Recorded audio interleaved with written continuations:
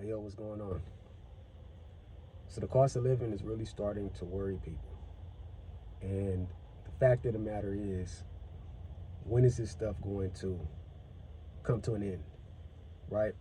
See, I've been following this stuff for quite some time, and I decided to come back and kind of reiterate some information, when it comes to inflation, when it comes to cost of living, overall, when it comes to America.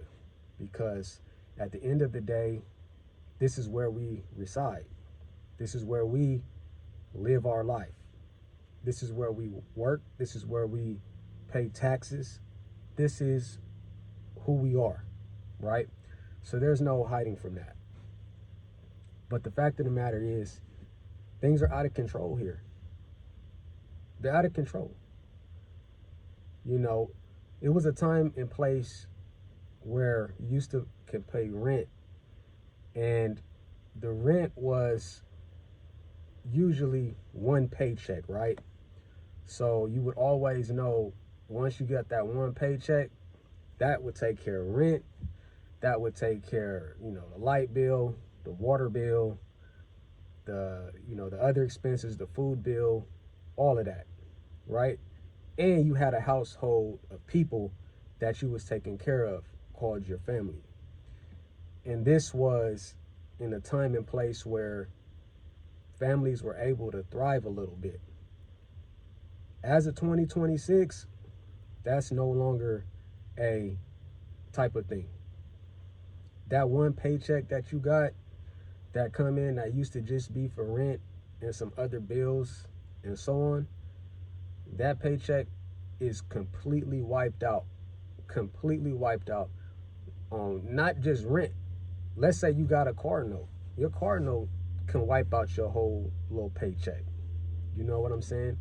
And it's really disturbing, because all that simply means is that this place on a monetary basis is completely lost. It's fallen.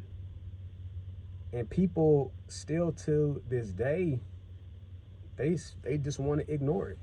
They want to act like it does not suit them, right? And everybody has their own predicament. Everybody is in their own situation. But at the end of the day, you have to account for the madness that's going on, period. You know what I'm saying? There's a lot of money within the government that's not being accounted for. There's a lot of monetary funds that are being infiltrated into the war. So you're not able to utilize those funds here in the U.S. in order to make us more comfortable as people that live here. They feel that it's better if they take the money that we give them and go and send it to a war on a power trip. That's not disturbing to you guys? And for some people that's watching this, the cost of living is really disturbing to them as well. And for those people, I'm with you and I understand.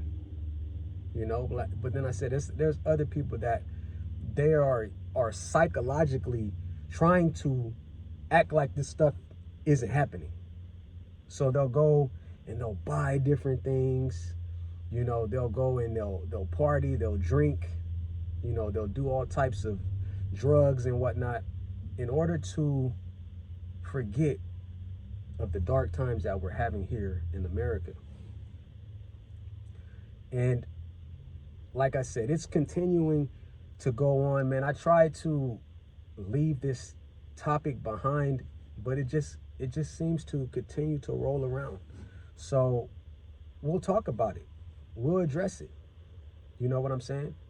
And like I said, it's one of those things where we need to be able to hold these guys accountable, man. We need to be able to hold these guys accountable, because it should not have to destroy your bank account or where you keep your funds from you having to drive to work every day. Just people driving to work is clearing out their bank account. And what is that? That's gas. And what's gas? Oil, Where's oil coming from? Where they're at with the war. So as long as they're doing what they're doing with the war, the oil prices are going to continue to go up and to go up and go up.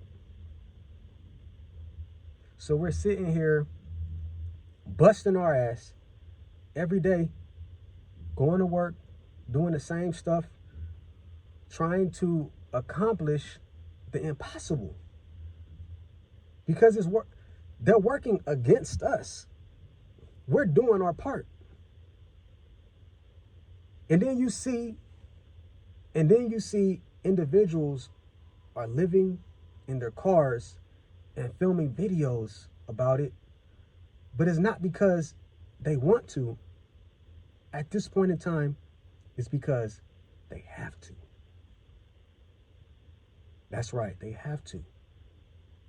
Because it's what helps fund their everyday situation or their everyday life. Like, these people depend on this check to come in so they can, fund their everyday life. You understand what I'm saying?